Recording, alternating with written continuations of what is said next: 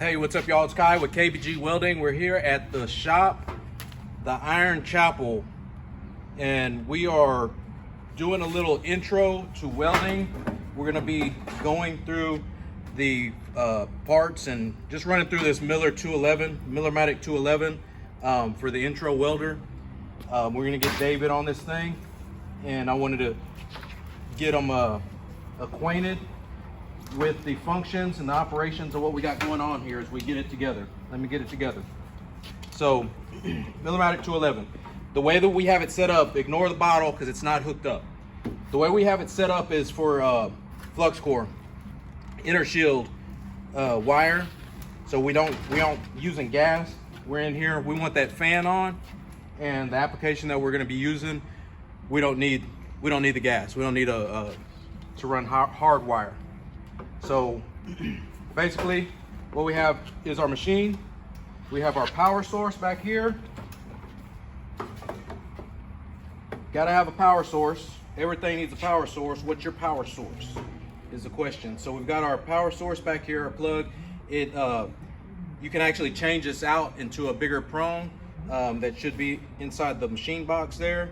What we have is we're running a 110 plug with the 110 extension cord plugged into a 220 pigtail.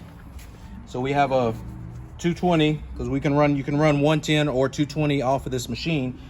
But what we do is we do a pigtail of 220, run it to a regular extension cord, and run it to our machine so it gets full power. Now what you want to do is make sure that when you're not using it, to unplug it so that you don't burn up your grinder. Somebody pick up that extension cord, plug in a grinder, and get sparks. So just make sure that's a precaution you're going to want to take if you have that in your shop. So it's good for convenience, it's good for power, so we don't have to get a big cord, a big thick cord, and another cord for the same operation, right? So what we have here, moving along with this discussion, we have our ground clamp, which we'll tap onto that, and that will help complete our cycle whenever we hit our gun and use our wire to the table or to our workpiece. So again, we have inner shield wire. It's going to be feeding through here. It feeds through there, comes out the gun, and ta-da, you get sparks, right? So that's just the simple setup. Now we have our spool. They come in, I think they come in 1 pound spools. This is 11-pound spool that we utilize because we burn a lot with it. Again, it's just a feed. You have a liner inside your gun. It goes through the gun, wire comes out, and you have a tip, a diffuser, a tip, and usually you have a cap. I don't know where our cap's at. So that's how this works. You can change polarity if you want to run different functions. If you want to run a spool gun and run aluminum, you can change polarity. And then you want to change polarity as well if you go to hard wire and you hook up the gas. So those are some of the functions of this. They have the settings in here. You can call Miller, look it up, whatever, to figure all that out. We just want to get to burning, right? So that's what we're doing. This is a good product.